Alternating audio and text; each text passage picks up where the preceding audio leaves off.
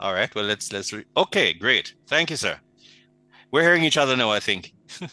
I'm hearing you loud and Yeah, clear. right. And I'm hearing you as well. So that's good. Means we can get into the conversation. How are you doing? I'm alive and well. Very good. Wonderful, good stuff. Always a good thing. You caught that race a while ago? No, let me not distract you. we're, we're talking about the emancipation and independence combination this time of year. Not a lot of those who are maybe in their teens and 20s understand that it wasn't always this way. So let's talk about when Emancipation Day was first introduced as a public holiday. Okay. Well, if we go back a little, 1807, abolition of the slave trade. 1833, the Slavery Abolition Act, August 28.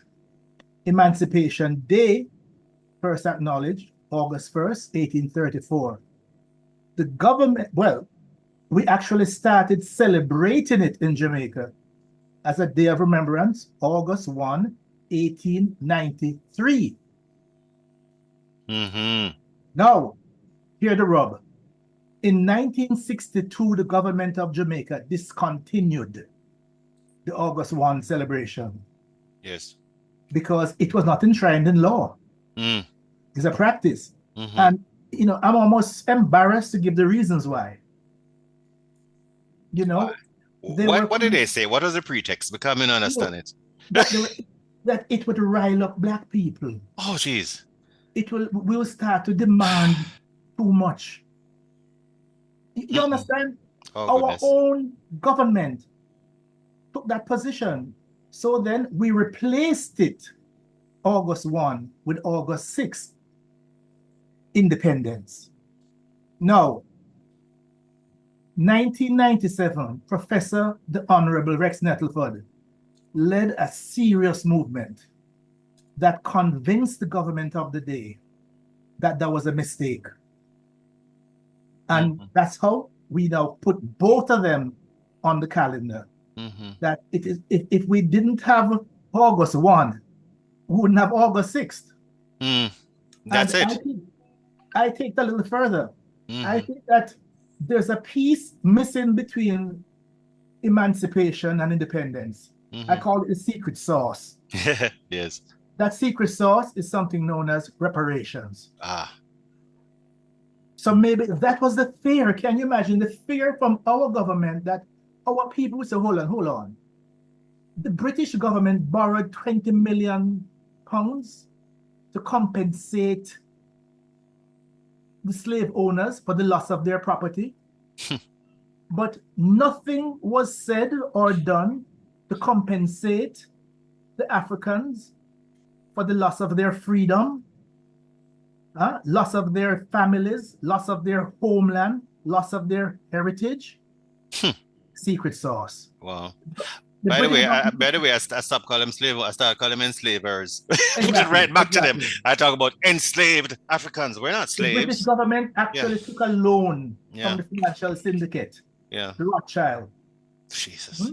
So we need, I mean, what if one were to follow that logically and say, well, no, at least we need the interest due and along with principal over time? No, a little further. Compound interest. Yes, compounded, of course. So upfront.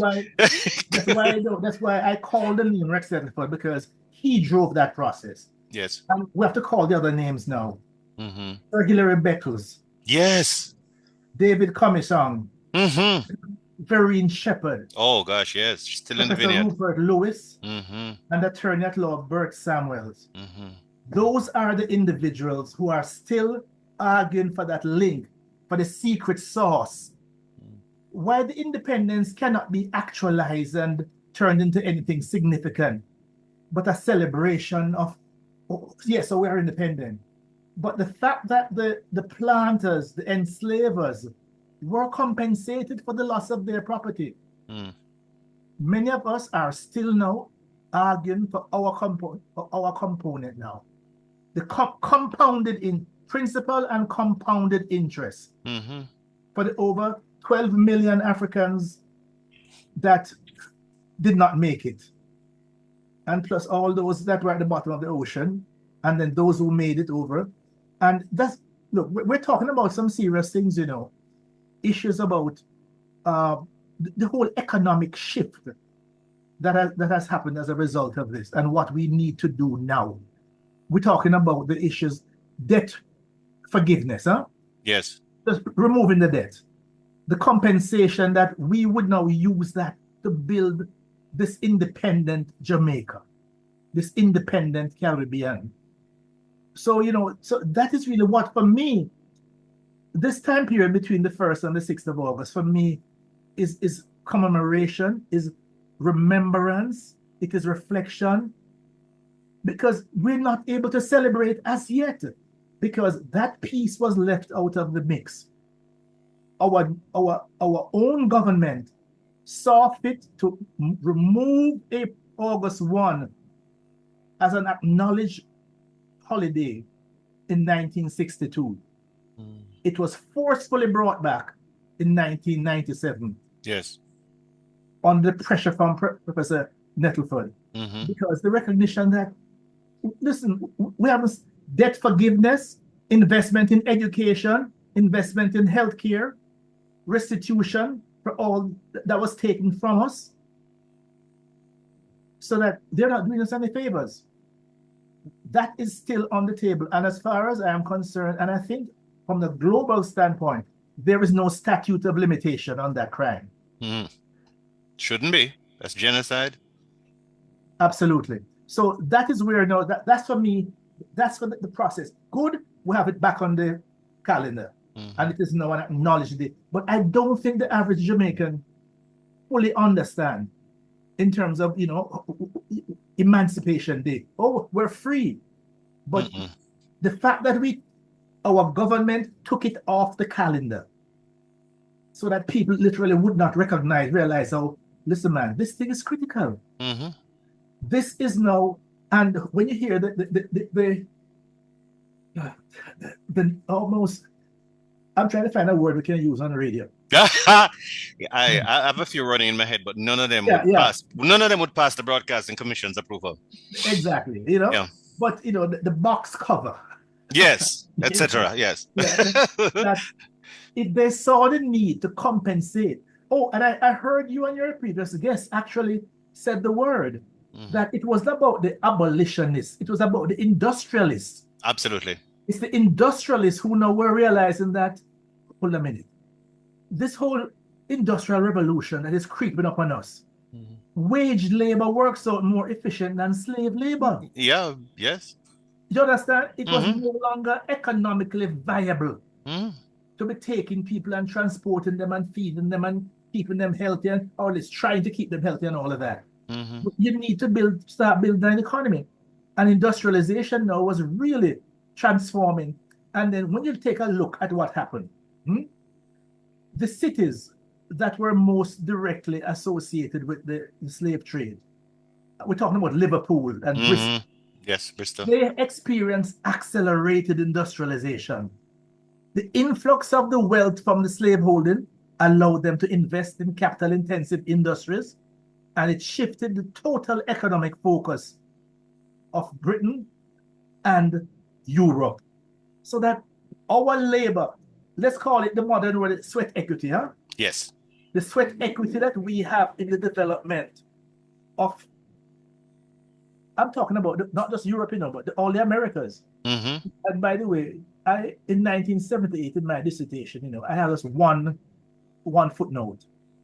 I defined the concept of African American as anybody of African ancestry or cultural history born in the Americas. Why do I do that? None of us had a boarding pass. You got a boarding pass, boss? No, sir.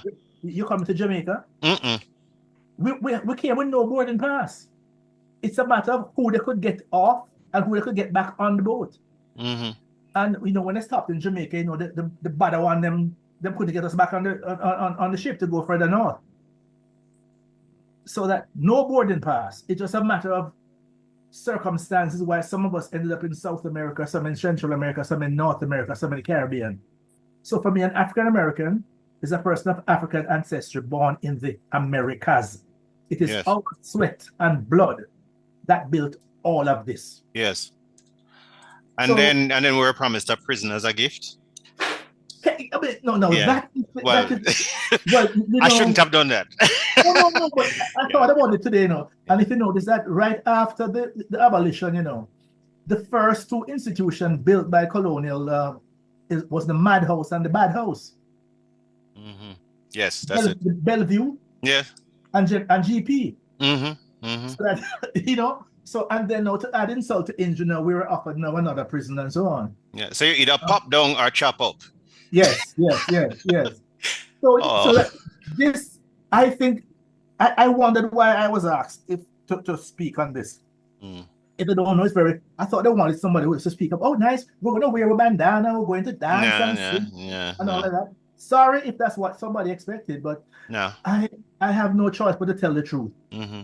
Yes. And if you notice that the intellectuals are the ones that have, it's on one side, the politicians made a decision, take it off the calendar, so that our people don't get riled up and start to ask questions. But how come all the planters were compensated? By the way, that loan was not paid off until about 2015. Wow. That's how long the British government was indebted based on the loan to pay off because they saw it as necessary. But what about us? And if we, listen, Carter G. Woodson says that power concedes nothing without a demand. It never did, it never will. That's right. So if we don't demand it, it won't be even on the agenda. So listen, there's no statute of limitation. So that is the secret sauce missing from that space between emancipation and independence. That secret sauce is called reparations. And without that, the food kind of toasty. Absolutely. We can't fully enjoy it. And independence cannot be properly celebrated. Yeah. We can observe, but to truly celebrate it must be real. We observe it, but we can't celebrate it because we need the way. And in fact, it is almost the same person involved in the I said it takes cash to care. Yeah. So wow. I won't take it much further than that. We understand. What they might have left out is cold cash, right? Yeah. Cold cash. Cash over one people. My goodness. Yeah. I'm glad for this reality check. We expect no less than you, boss. So we're always happy to have the conversations that are absolutely real. No fluff, no frill, no fake, straight. You call these things inconvenient truths. Inconvenient truths, straight and no chaser. Yes. Thank you very much, Doc. Take care. You here? My pleasure. Great. Dr. Lakem Samaj, author, psychologist, management consultant, helping us to examine the real of emancipation and independence. Take it to heart. Until next Sunday, for all things CCRP, visit our website, ccrponline.org. CCRP update brought to you by JNGI Silver Shields, your best deal in auto and property insurance exclusively for CCRP members. They offer the very best value and a boatload of benefits.